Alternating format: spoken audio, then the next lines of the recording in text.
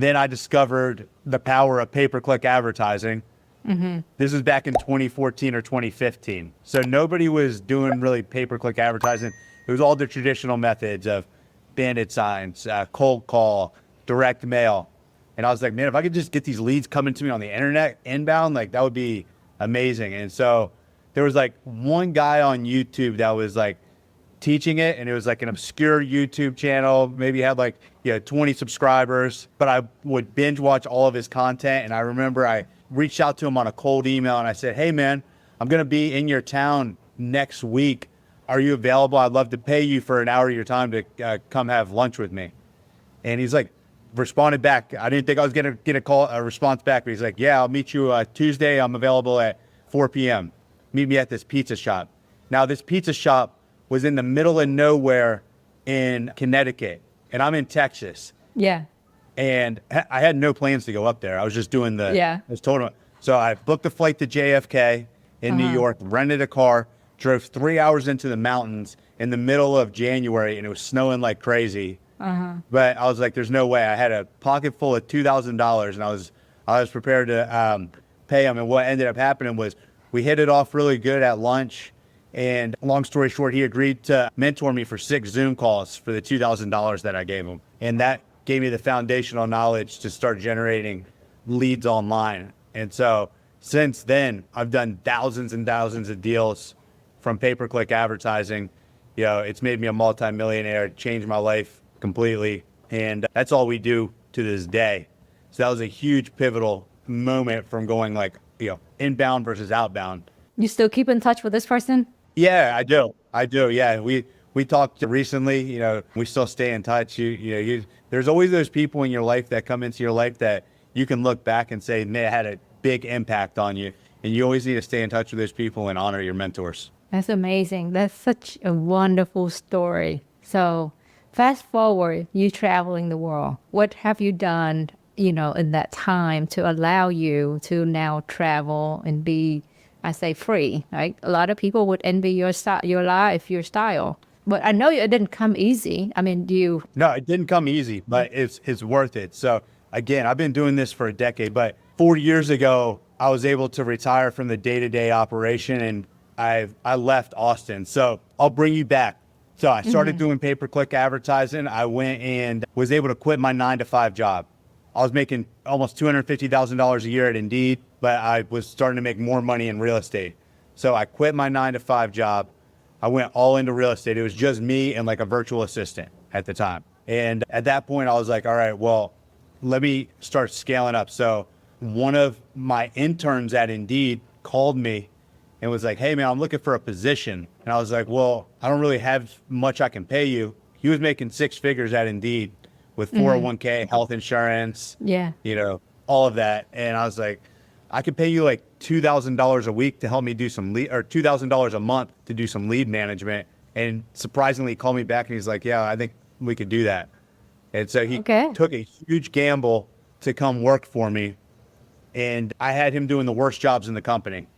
He maxed out his credit cards to come work for me. He has a lot of debt and responsibilities, paying off student loans, like taking care of his family.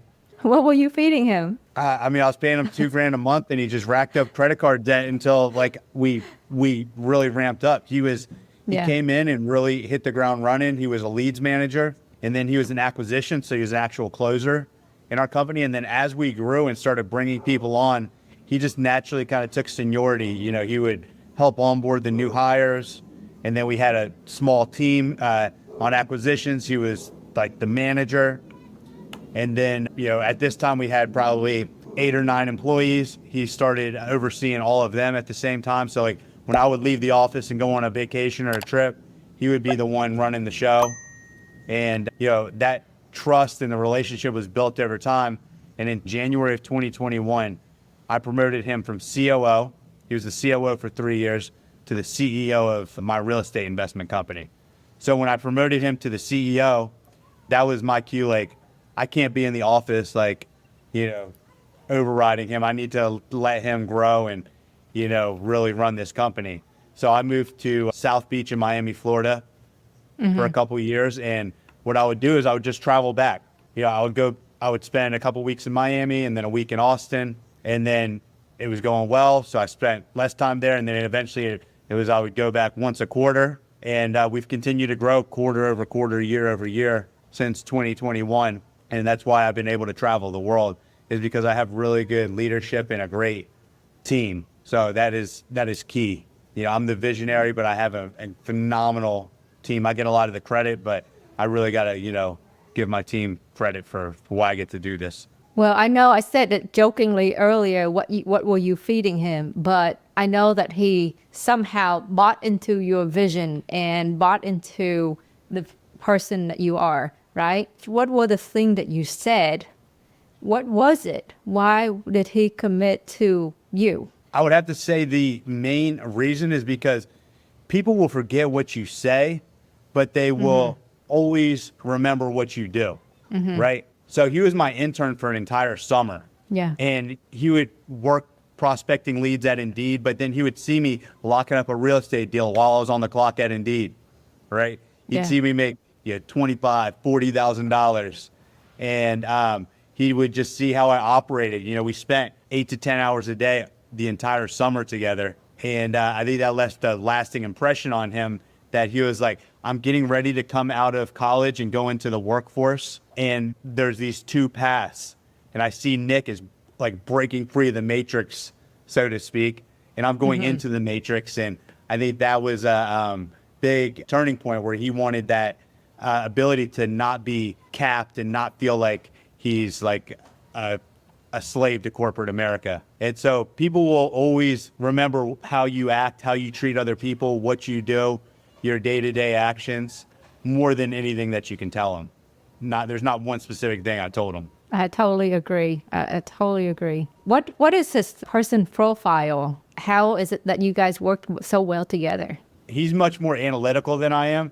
He's a high, if you look at the DISC assessment, like he's a high driver, but he's also very analytical at the same time. Me, I'm almost all driver. Like I'm just 100% red, go, go, go. Yeah. And then social. So he sees my blind spots where, you know, I might make mistakes. He can see my blind spots, but he's also can execute. So he's an amazing integrator. You know, if I have a big project, I can break it down into chunks, hand it over to him, and it will get done. I think integrity too goes a long way with it. Like there's a lot of really, really sharp people out there, but you know, our core values are loyalty, like trust and loyalty. If you don't have that in business, like I would not be out here doing this. Yeah, he's been with me for 8.5, 9 years now. Yeah. And never lied, never raised our voice to each other, never stole, never cheat, like none of that. And it's, you know, we've been through a lot of things together, a lot of ups and downs in business, as you can imagine. You know, almost a decade in business together. So that's a big component of it. You think that because both of you guys are high red, right, on the disc, high D, that makes it easier? Because some partnership may, you know, one partner have high D and one got low D, and you always feel like you do more than the other partner? For sure. Yeah, I think that, you know, they always say like, you want to find somebody the complete opposite of you. You want to find somebody that has, I don't think that's true. I think you want to find somebody that has complementary skill sets. Yeah. That can complement where your weak spots are. Like you pull up an Excel spreadsheet, like my eyes start glazing over after a couple minutes. He loves it. Like he'll be pulling up Excel formulas and he knows how to, you know, do all kinds of crazy pivot tables. I'm just, that's not my skill set. But you do need somebody that also aligns with your pace and how you run in business. The fact that we're both drivers is incredibly important, because you can't have one person on the gas and another person on the brake, or you're going to start clashing. So I think that you do have to find people with complementary skill sets, but also have an alignment in how you work as well. This episode is brought to you by Jet Lending. For over 20 years, Jet Lending has been helping real estate investors succeed. They offer 100% financing so you can be in at $0 at closing. I can always count on Jet Lending to fund my deals. If you're looking to fund your next deal, contact our friend over at jetlending.com.